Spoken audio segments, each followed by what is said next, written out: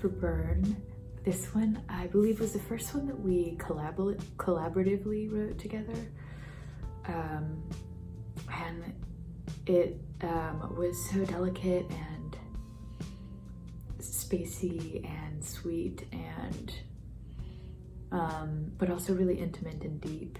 So lyrically and melodically, I really wanted to match that and emphasize that. So it felt really good to leave a lot of space between phrases, and it felt really nice to take a delicate vocal approach for this one. And it's quite a vulnerable, intimate song. It's just a portrait and glimpse into a relationship. But it's quite an intimate feel, even just the way that the vocals are recorded. It feels really like I'm, right next to you singing it. And I think that just emphasized what the song is kind of about. But I also really love the detuning at the end. It felt really right to even out that kind of delicate prettiness and sweetness. It felt really good to kind of dirty it up and gunk it up, and it felt right. And then the end of the EP kind of connects to the beginning of it again with some. Burn for me was really, I think, an exercise in restraint and keeping things really simple and minimal. It's really tempting for me to want to add layers, and I think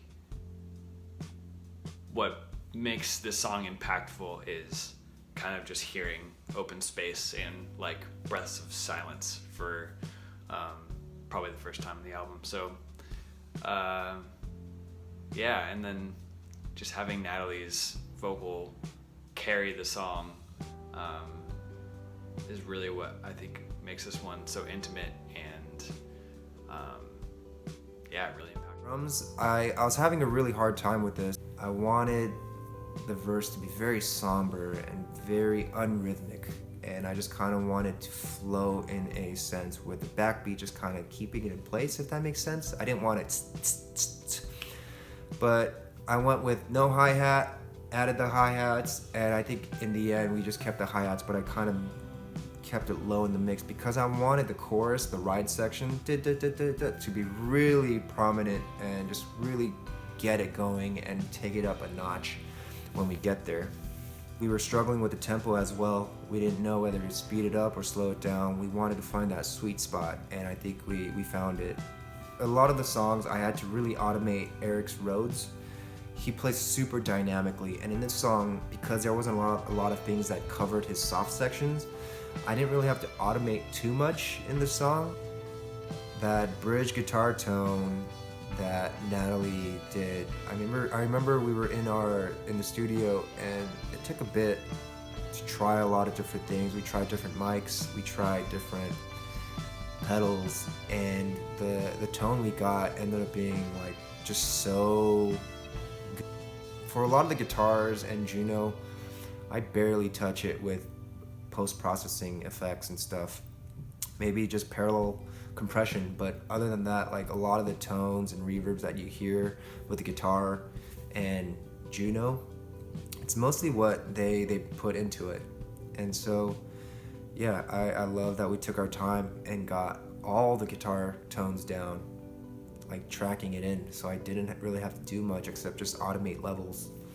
In all the songs, I had Natalie just kind of go through, and I think Weezer did this, where they would go through a song and they would ad-lib vocal parts, or in this case, for us, I had Natalie just ad-lib guitar parts, just one time, one take, where she would just fool around, and you could hear a lot of the stuff that I kept from that, and I like playing around with the ad-lib parts to just manipulate it with effects, or just kind of make new parts with it. But yeah, this one has a lot of those.